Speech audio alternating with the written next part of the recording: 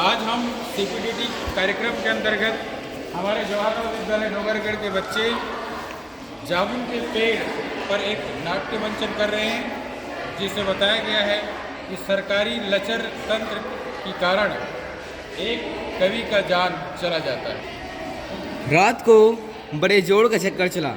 Secretary के lawn में एक जामुन का पेड़ गिर पड़ा। सवेरे जब माली ने देखा तो उसे पता चला कि पेड़ के नीचे एक आदमी गिर पड़ा है।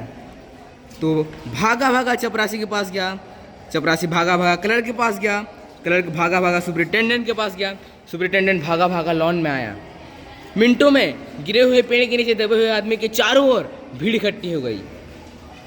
मगर यह बेचारा जामुन का पेड़, इसकी जामुन की रसीली होती थी और मैं फलों के मौसम में झोली भर के ले जाऊँ। मेरे बच्चे इसके जामुन के फल खाते थे। मगर यह आदमी, हाँ यह आदमी पता नहीं जिंदा है कि मर गया। मर गया होगा, जिसकी पीठ पर इतना भारी पेड़ गिरा है वहाँ कैसे बच सकता है? नहीं, मैं भी जिंदा हूँ। जिंदा है?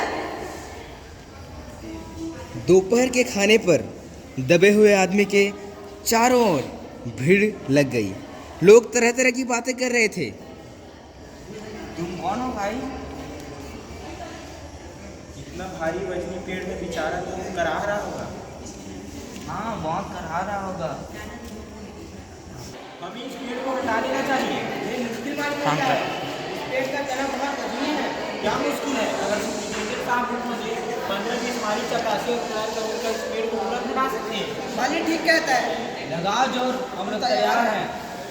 ठहरो, हम व्यापार विभाग से संबंध रखते हैं और ये पेड़ कृषि विभाग के अंदर आता है। मैं कृषि विभाग में अर्जेंट फाइल मांग करके आता हूँ। उसके बाद वहाँ से उत्तर आने के बाद हम कोई कार्य करें। दूसरे दिन कृषि विभाग से उत्तर आया।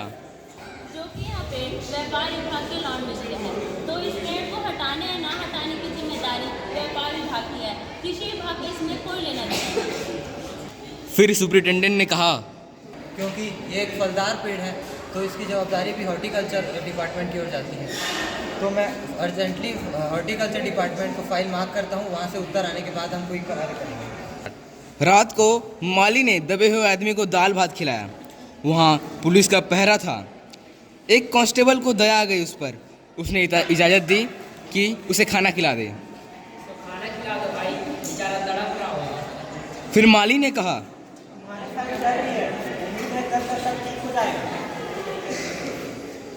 अच्छा या तुम्हारे कमर पर गिरा है। अगर कमर पर गिरता तो तुम्हारी रीढ़ की हड्डी टूटी जाती। तुम्हारा कोई वारिस होगा तो हमें बताओ, हम तुरंत उन्हें खबर कर देंगे। नहीं भाई, मेरा वारिस है। तीसरे दिन हॉर्टिकल्चर डिपार्टमेंट से जवाब आया। बड़े आश्चर्य की बात है, जहाँ इस वक्त पेड़ लगा इसकी मिट्टी ऊंचे स्तर पर चल रही है, वहाँ हमारे देश में कुछ ऐसे भी सरकारी अफसर मौजूद हैं जो पेड़ काटने का सुझाव देते हैं, वो भी एक फलदार वृक्ष को, वो भी जामुन के वृक्ष को, जिसे जनता बड़े चाव से खाती है।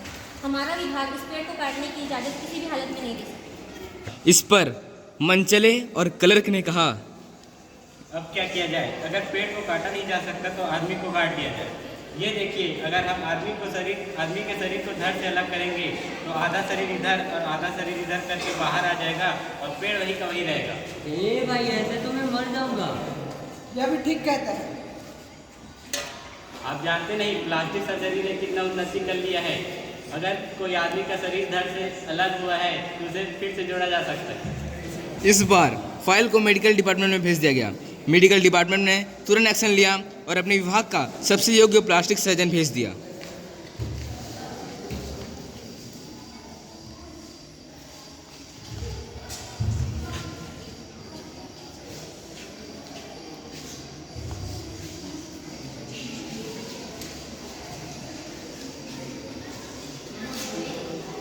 मैंने इस आदमी का खून का बहाव देखा, नाड़ी की गति को परखा और दिल और फेफड़े की जांच की, तो रिपोर्ट के मुताबिक इस आदमी का प्लास्टिक ऑपरेशन हो सकता है और सफल भी होगा, लेकिन आदमी मर जाएगा।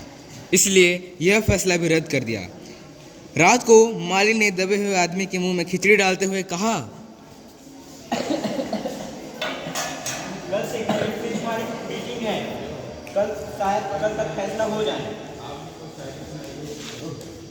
ये तो माना की तरह कोई ना करोगे, लेकिन हम साथ हो जाएंगे, तुम्हें खबर देंगे। ओ, क्या तुम शायर हो? दूसरे दिन माली ने चपरासी को कहा, चपरासी ने क्लर्क को कहा, क्लर्क ने थोड़ी ही देर में पूरे सेक्रेटरीट में अफवाह फैल गई कि दबा हुआ आदमी शायर है। फिर क्या, यह जानने के बाद शायर को देखने लोगों का झुंड उमड़ पड़ा। शाम तक कवि शायर जमा होने लगे और उनको यानी कवि को आलोचना करने पर मजबूर कर रहे थे।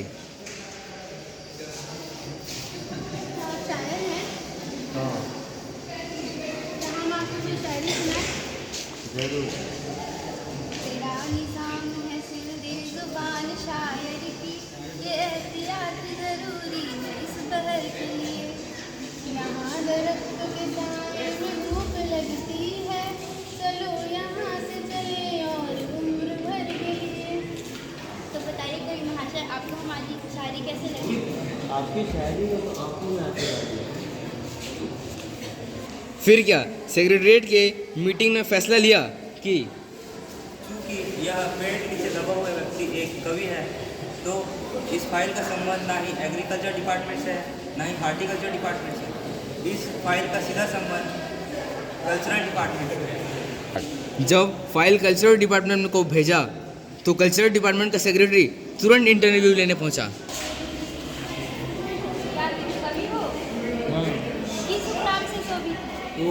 ओस? क्या वही ओस जिसका गद्य संग्रह ओस का फूल अभी हाल ही में प्रकाशित हुआ है? जी मैम। क्या तुम हमारी अकादमी के मेंबर हो? नहीं तो आश्चर्य है, इतना बड़ा कवि और हमारी अकादमी का मेंबर नहीं। उफ, ये कैसी भूल हो गई हमसे। इतना बड़ा कवि और कैसी गुलामी में दबा पड़ा है।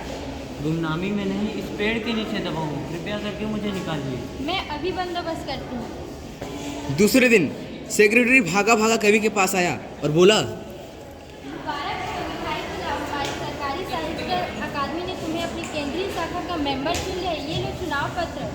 मगर मुझे इस पेड़ से तो निकालो।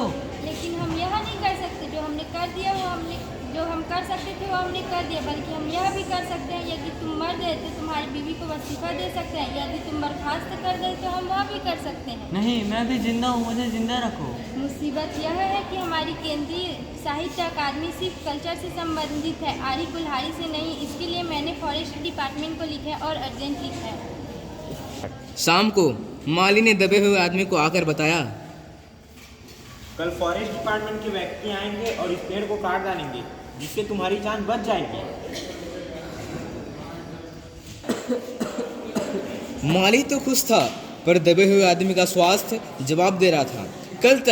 कल सुबह तक उसे किसी न किसी तरह जिंदा रहना था। दूसरे दिन जब फॉरेस्ट डिपार्टमेंट के लोग आए, रुको, मालूम होता है 10 साल पहले इस पेड़ को पिटोनिया राज्य के प्रधानमंत्री ने यहाँ लगाया था। अगर इस पेड़ को हम काट देंगे तो पिटोनिया राज्य के साथ हमारे संबंध बिगड़ सकते हैं। तुम भी सही कहते हो। मगर एक आदमी की जान का सवाल है। पर यह भी तो समझो कि दूसरी और दो राज्यों के संबंध का सवाल है। और पिटोनिया सरकार ने हमारी कितनी मदद की है। क्या हम उनकी मित्रता की खातिर एक आदमी का जीवन को बलिदान नहीं दे सकते? कवि को तो मर जाना चाहिए। निसंदेह। तुम सही कहते हो। फिर अंडर सेक्रेटरी ने सुपरिटेंडेंट को आकर बताया, आज सवेरे प्रधानमंत्री दौरे से वापस लौट रहे हैं। उसके बाद विदेश विभाग उस पेड़ की फाइल उसके सामने रख देंगे। उसके बाद वो जो फैसला सुनाएंगे वही सबको स्वीकार होगा। उसी दिन शाम के 5 बजे स्वयं सुपरिटेंडेंट कवि की फाइल लेकर दौड़े दौड़े उसके पास आए। सुनते हो, प्रधानमंत्री ने इस पेड़ को काटने का आदेश दे दिया है और इस पे आज अब सारी जिम्मेदारी अपने से ले ली है। आज इस पेड़ को काट दिया जाएगा और तुम आज़ाद हो जाओगे। सुनते हो, आज तुम्हारी फाइल पूर्ण हो चुकी है।